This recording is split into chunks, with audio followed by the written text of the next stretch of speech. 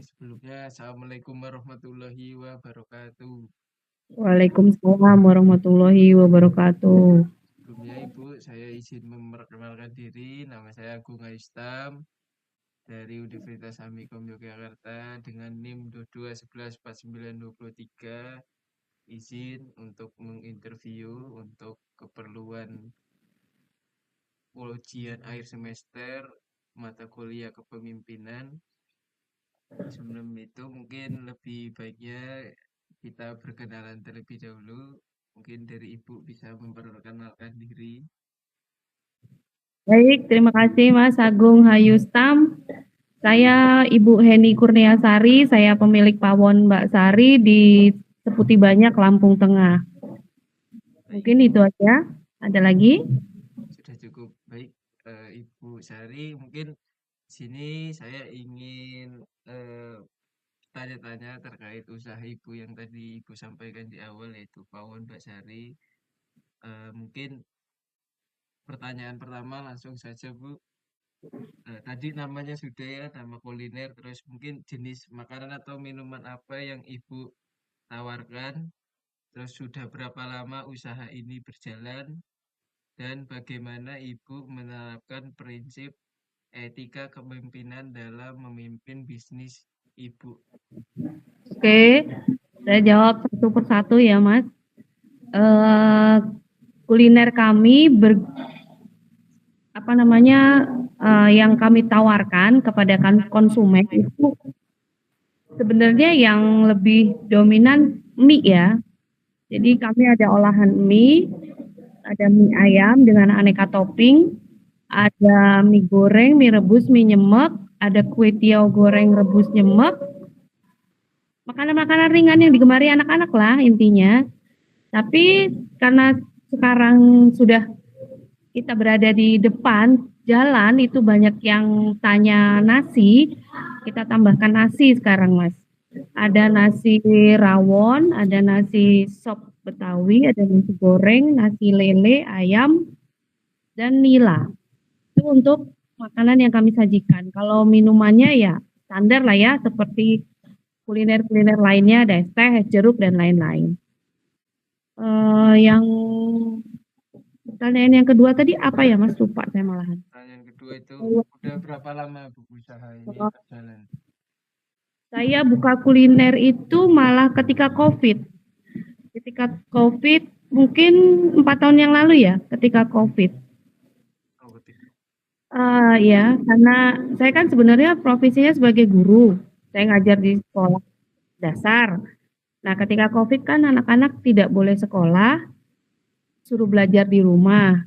Nah, ketika selesai pembelajaran di rumah, ketika saya sudah selesai memberikan pembelajaran di rumah, itu bingung mau ngapain, ngantuk malahan. Nah, itu saya iseng-iseng buka kuliner secara online awalnya. Tapi kok tambah lama tambah rame, minta offline. Ya udah akhirnya kita buka meja satu, meja dua, meja tiga, dan seterusnya. Dan sampai sekarang alhamdulillah masih berjalan, alhamdulillah masih rame gitu ya. Untuk masalah leader kepemimpinan, ya kebetulan saya tuh punya karyawan yang nggak bandel-bandel ya, yang tidak apa ya, yang manut gitu. Saya saya kalau marah, kalau saya nggak suka, itu biasanya saya panggil anaknya, saya ajak omong empat mata gitu ya. Jadi nggak di depan orang rame, saya marah atau saya ungkapkan saya nggak sukanya di mana itu enggak. Mungkin hanya yang dan saya orangnya tepat waktu lah ya. Kalau waktunya gajian ya saya bayar. Kalau anak-anak pinjam ya saya kasih gitu. Kekeluargaan aja lah Mas Agung ya. Kita saya tidak membatasi, oh saya bos gitu enggak. Mereka semua yang kerja di rumah itu saya anggap sebagai anak saya sendiri. Mungkin itu yang bikin anak-anak betah ya di kerja sama saya gitu. Mungkin itu Mas Agung. Berarti saling menghargai saja ya Bu ya. Ya. Mungkin lanjut ke pertanyaan kedua Bu. Gimana Ibu, tadi kan sempat ada misalnya ada konflik atau marah-marah tadi ya Bu ya. Terus gimana cara Ibu nanganin konflik yang muncul dalam entah di dapur ataupun di pemilihan bahan masakan gitu, misalnya ada yang lupa dibeli atau segala macam itu gimana Bu? Kalau hanya masalah sepele yang tidak memberatkan ya saya bisa tegur langsung. Misal, lupa beli tadi ya, lupa beli belanjaan ya, sana beli lagi gitu aja. Itu bisa saya tegur secara langsung. Tapi kalau yang sifatnya pribadi atau yang sifatnya kira-kira bikin si karyawan itu malu dengan temannya, itu saya panggil secara pribadi, face to face gitulah. Jadi saya panggil dulu ketika sudah selesai bekerja, saya bilang, nanti habis pulang kerja saya mau ngomong seperti itu. Itu juga saya ngomongnya pelan-pelan sih, nggak saya marahin, nggak ya saya nasihati seperti ibu dengan anak lah, seperti itu. Baik, baik. Berarti diajak diskusi gitu ya Bu ya. Iya.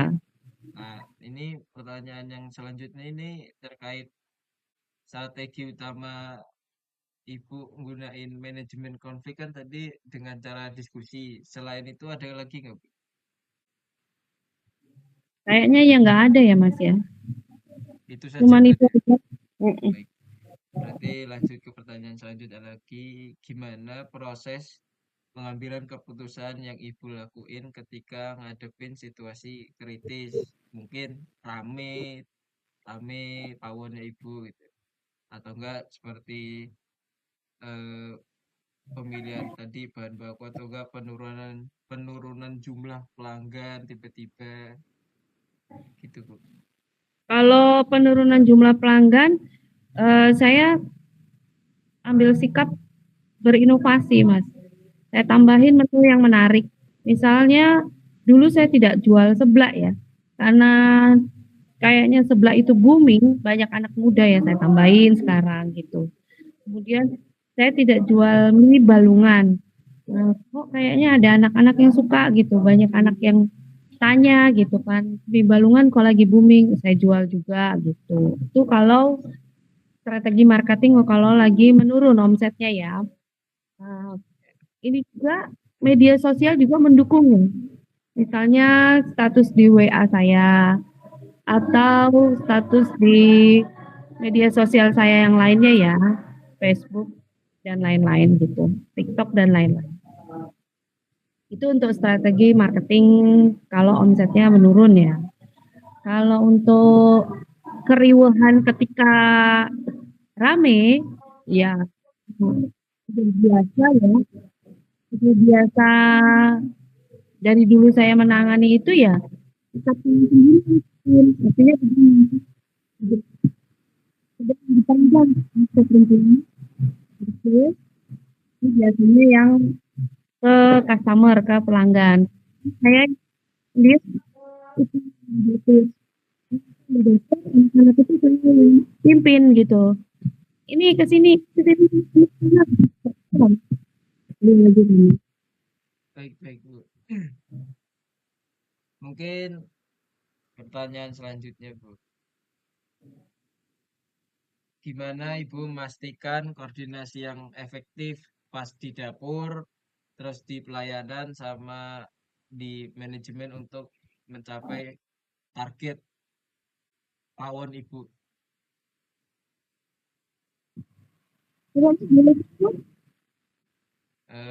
Jadi gimana Ibu Dan koordinasi koordinasi Ibu di dapur bersama karyawan Ibu, terus koordinasi Ibu di pelayanannya gimana bersama karyawan Ibu gitu. Kan setiap harinya pasti mungkin ada target atau gimana gitu.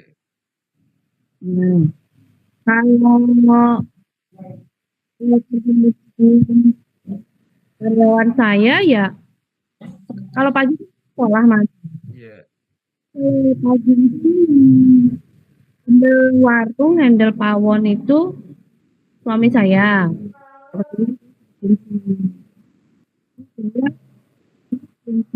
Gitu. Jadi saya berdiskusi dengan suami saya gitu. Kalau ada apa-apa, misal satu karyawan tidak masuk, itu saya lapor ke suami saya. Iya, itu pasti kan kita yang ibu ya, izin seperti itu ya. Dia ngobrol gitu. Saya suami saya. Dan nanti ketika pulang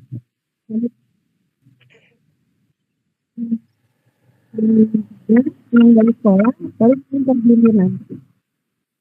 Saya koordinasi juga kali sama suami saya gitu. Jadi saling membantu aja lah Mas.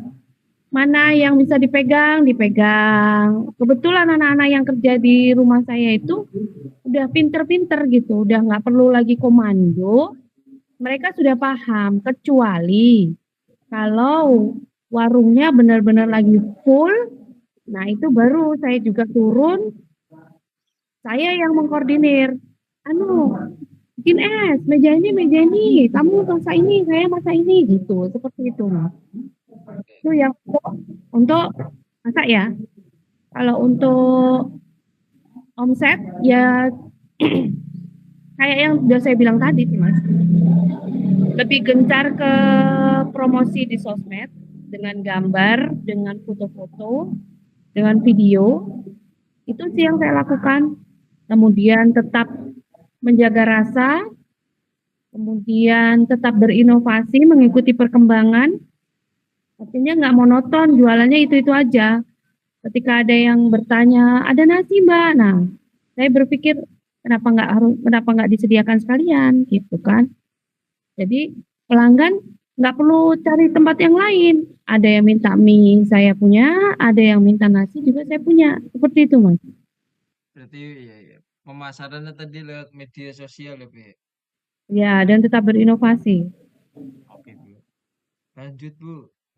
Bentuk laporan pertanggungjawaban yang Ibu gunain untuk memantau atau melihat kinerja karyawan, misalnya apa gitu, Bu? Misalnya dengan cara apa, masih manual kah atau bagaimana? Manual, Manual, Bu. manual, manual. Oke, oke. Berarti masih manual ya. Terus untuk ngatur keuangan juga Manual juga, manual juga ya. manajemen kan manual. Oke. Lanjut berarti Bu. Mungkin Ibu mungkin misalnya bisnis Ibu ini sudah apa namanya rame, cukup terkenal segala macam. Ada apa bentuk reward apa gitu yang biasanya diberikan ke karyawan gitu. Oh, kalau lagi rame biasanya malam minggu itu ya terutama. Itu kan biasanya anak-anak sampai lembur, pulang melebihi batas waktu yang sudah saya tentukan. Itu biasanya mereka saya kasih tips berupa uang ya. Tuh, saya kasih tips. Semua karyawan rata, Mas. Saya tidak pernah pilih-pilih. Kemudian reward yang selanjutnya eh, ketika mencapai target atau lebih ya, lebih dari target, nggak setiap tahun sih. Ada saatnya saya ajak karyawan saya main seperti itu. Itu buat ini Bu ya, apa namanya meningkatin Hmm, motivasi mereka juga ya. sama mengikat sih sebetulnya. Oke, Biar seperti keluarga gitu. oke. Lanjut berarti ke pertanyaan selanjutnya mungkin terkait mistake ya Bu ya, kesalahan. Gimana cara Ibu nanganin kesalahan atau pelanggaran dalam di bisnis Ibu, contohnya dengan karyawan misalnya gitu. Seperti pelayanan yang kurang memuaskan atau kesalahan dalam pengelolaan makan dan apa dampak hukuman terhadap kinerja timnya yang kayak seperti tadi itu. Bu. Saya tetap kekeluargaan sih Mas ya.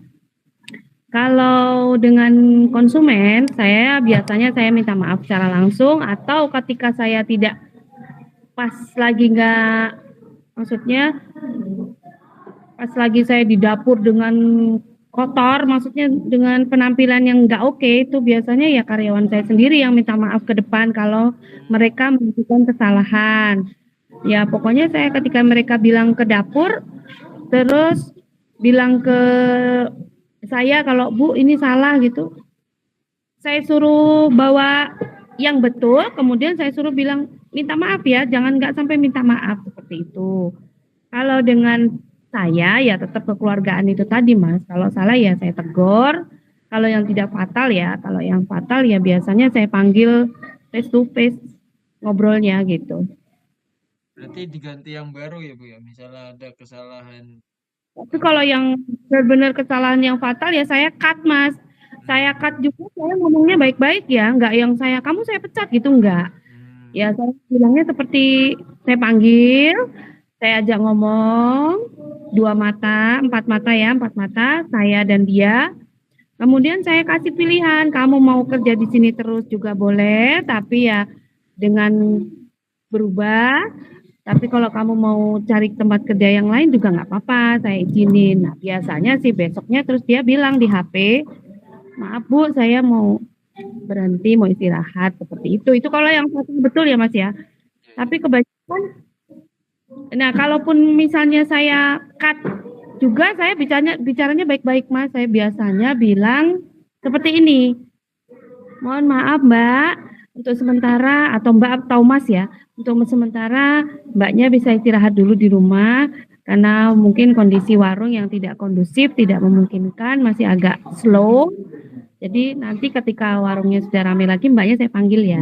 Seperti itu saya kalau mau cut orang yang bermasalah gitu. Jadi mereka tidak tersinggung, tidak sakit hati dan masih menganggap saya ibunya gitu. Karena banyak Mas karyawan-karyawan saya yang sudah resign itu yang kalau ketemu ya masih ibu, masih baik gitu. Ketemu di mana aja masih manggil, masih negor, masih jajan mereka gitu. Baik, baik. Mungkin selanjutnya ini Ibu eh, gimana Ibu membuat visi misi bisnis Ibu ini yang buat menginspirasi orang-orang ataupun orang di luar ataupun karyawan Ibu atau pelanggan Ibu gitu inspirasi gitu.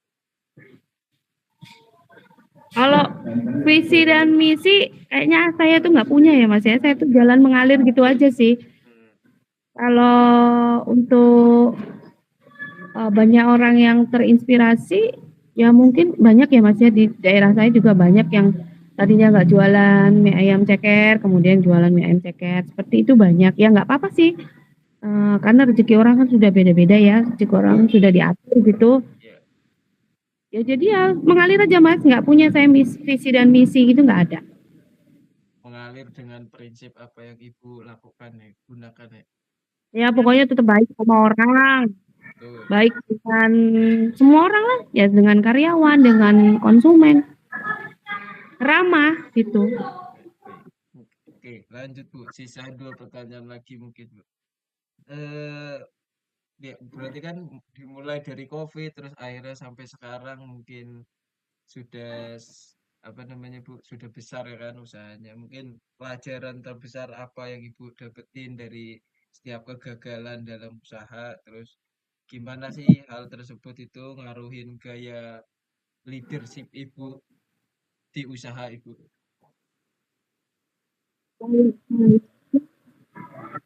Saya gitu dengan ini Mas ya, kalau semua yang kita kerjakan itu sebenarnya sudah tertuliskan di Tuhan. Ngalir gitu aja, saya juga tuh nggak pernah punya planning punya usaha warung besar gitu juga nggak pernah kok. Ya saya guru ya, ya sudah jadi guru aja gitu. Tapi saya juga nggak tahu entah kenapa kok Tuhan memberikan saya rezeki di selain itu.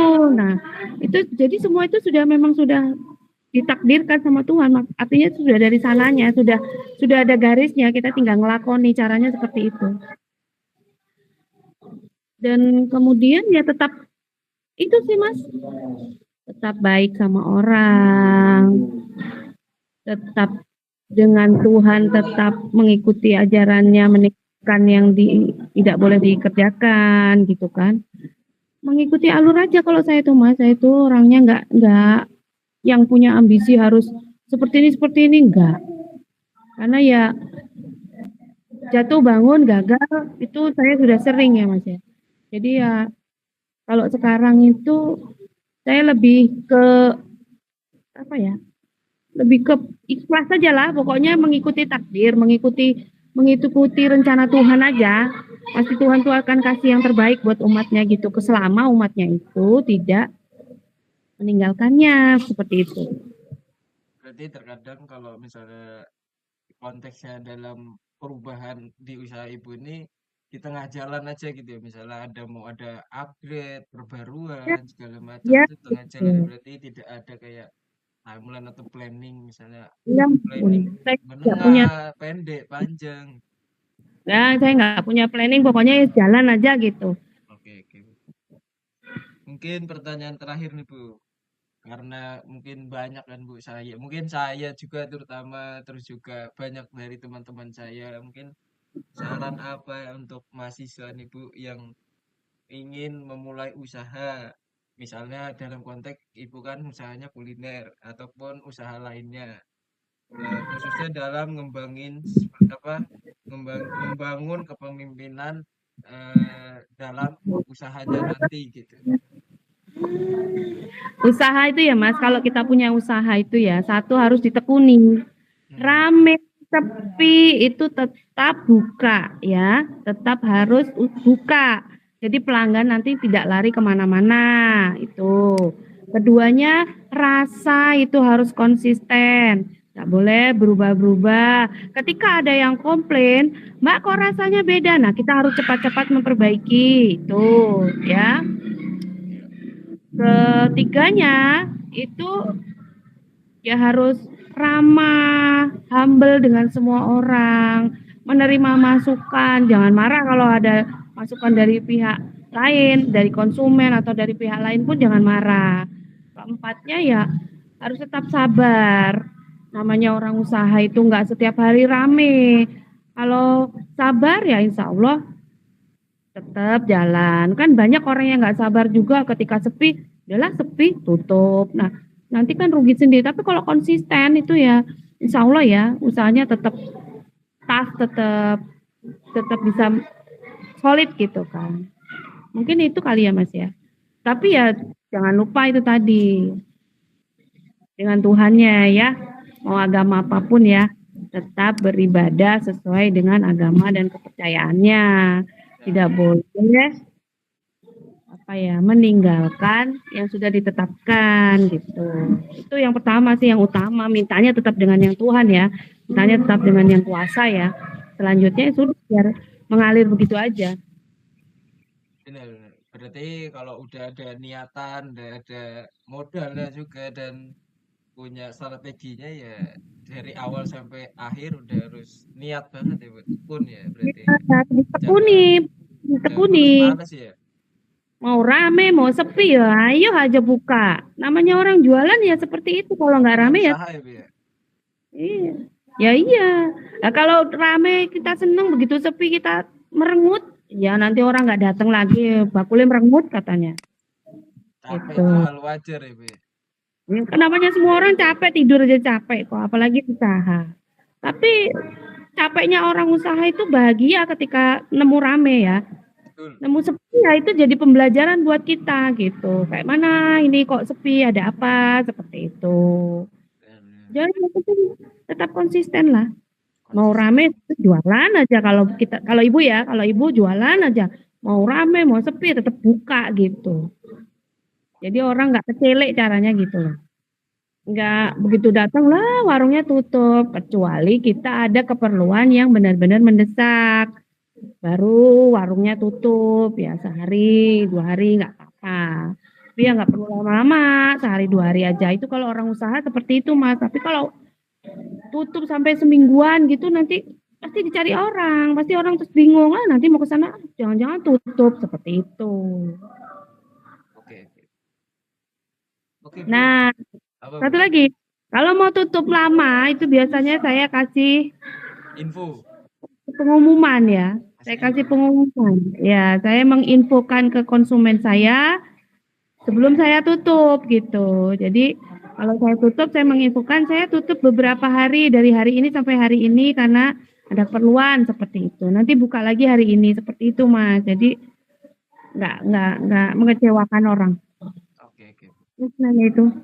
Oke Bu. Mungkin Itu saja Bu ya Bu. Terima kasih sudah menyempatkan waktunya dan juga memberikan motivasi dan inspirasinya, ilmu-ilmunya dalam usaha di bidang kuliner.